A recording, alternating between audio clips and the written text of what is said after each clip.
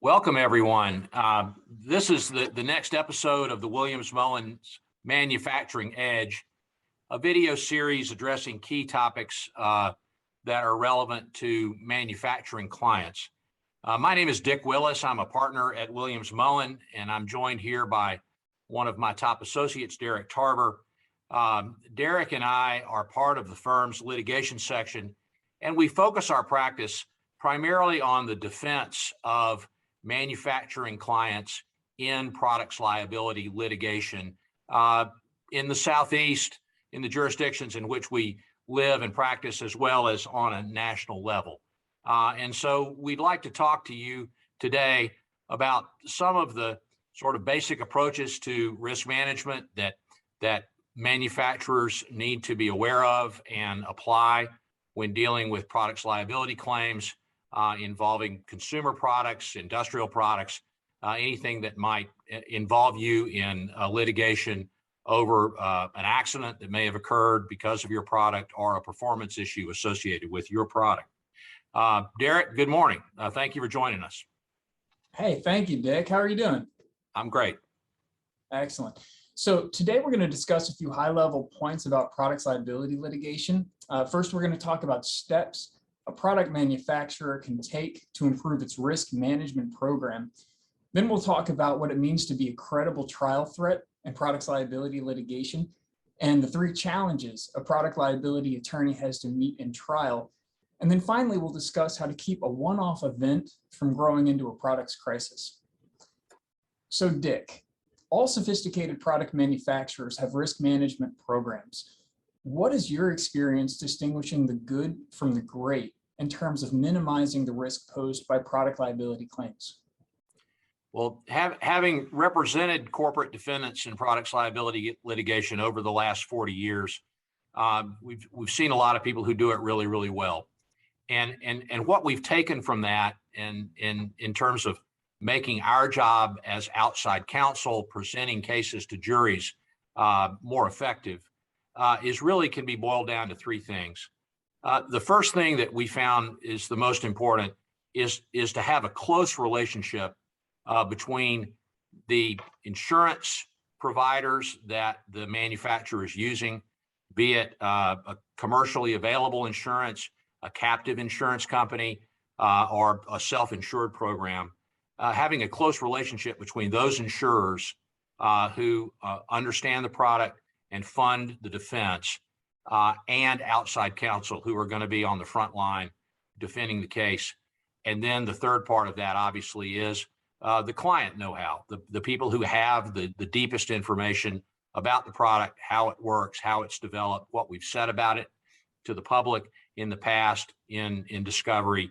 It's got to be a team effort, and those 3 pieces of the team are critical. The second thing we like to see is a well-organized approach to defending and resolving claims. And that basically breaks down into an early case evaluation program. So when the insurance carrier or the client finds out about an accident, a performance issue, they're able to get in, gather information early on so that the lawsuit doesn't become the first notice to the client, to the manufacturer, that there's been an accident or a problem. And that early evaluation program involves gathering data. It involves responding to claims. It involves trying to get enough information early on in a lawsuit so that you don't get dragged into an expensive, long litigation process if you think you can resolve something early. The second component is what I call knowing what you know. We represent a lot of big companies who've been doing this for many, many years, and they develop and generate tons of information about their product, how it's made, how it performs. And people come and go, and corporate knowledge comes and goes. And so it's very important that your risk management department, your legal department knows what you know. They know who the engineers are with the deep product knowledge. They know how it's been marketed. They know how they've dealt with and interacted with their suppliers. Product manufacturers today are really just big assemblers. and a lot of the material that they use to assemble their products are manufactured by other companies in other locations that they buy from and manage. So having a handle on that information and knowing what we've said in past litigation is absolutely critical. And then finally, knowledgeable outside counsel. And that's where we come in. If you're a manufacturer and you've become aware of a claim or you've been sued in a lawsuit, and the first time you talk to your outside counsel and the first time you are introduced to them is when the insurance company tells you who's going to be representing you, I suggest to you that you're in trouble. You need to have experienced outside counsel that you have a relationship with that understands your product and is willing to commit to making an investment in the relationship with the client, taking the time, meeting, understanding product tutorials, who are our best witnesses, who are our best people to tell the story about why the product is safe, reasonable, and well manufactured. And then if you've got that, we believe that that's what presents what I call a credible trial threat. What do you mean when you say credible trial threat? Well, as we all know, litigation is expensive. Civil cases are not tried as often as they once were. And so it's not unusual for a major manufacturer of a consumer or an industrial product to have not tried a case over that product in an extensive period of time, maybe even a matter of years or decades. And so because cases are not tried every day, when a problem comes up with a product that's going to require a vigorous defense, you have to be able to show to the other side that you're willing to take the case to trial, that you're comfortable preparing and presenting your arguments to judges and juries, that you're not afraid of the process, that you're looking forward to, and that you embrace the opportunity to come in and explain why your product wasn't the cause of the accident, or what really happened here, or why this is a safe and reasonably designed product. And while we are certainly sympathetic to anyone who's injured on our product, we're willing to stand behind it and vigorously defend it. And that credible trial threat is necessary in order to obtain reasonable resolutions of cases. If the other side knows that you're willing to defend yourself and take the case to trial, that you're good at it, then you're going to get more favorable resolutions earlier at a lower expense. So we all know that a one-off incident can grow into a nationwide product crisis. In the last 20 years, for instance, we've seen individual cases involving airbags, tire failures, unintended acceleration develop into these massive nationwide litigations.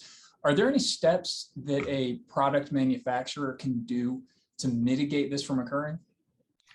Awareness is the primary one. You don't want to find out about a problem with your product by reading about it in the newspaper or seeing it online or getting a call from a newspaper reporter. So again, information gathering, being aware of what's going on with your product, what its field history is, early claims evaluation. So you don't find out about it for the first time, either from getting a call from a reporter or seeing it in the newspaper or seeing it come across a PACER notification, something like that.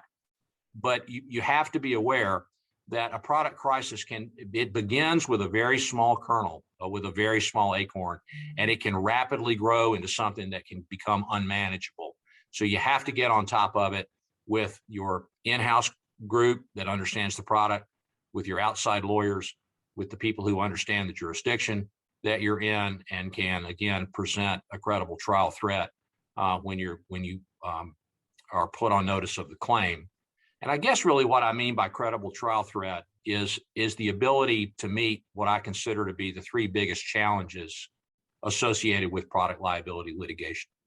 And what are those three challenges that we have to meet? Well, Derek, I'm glad you asked me that. And in 40 years of defending product liability manufacturers in litigation all over the country, it has occurred to me that there are really three basic challenges to every product's liability case that I've ever had or ever tried. there is the narrative challenge. What's the story here? What happened here? How can we tell a credible story that hangs together, that's well organized, that puts our best foot forward, and explains what a jury is going to be curious about? Why did this product fail? What caused this accident? What might the plaintiff have done to contribute to it? Maybe this is someone else's fault, but what's the story? And the story has to be told in a way that we all understand narratives. There's got to be, there need to be themes to your story. There needs to be a chronology to it. There needs to be a plot to it. There needs to be a beginning and a middle and an end. And frequently the side that tells the best story is going to be the most persuasive. So having your arms around that narrative challenge, telling the story of the product is very important.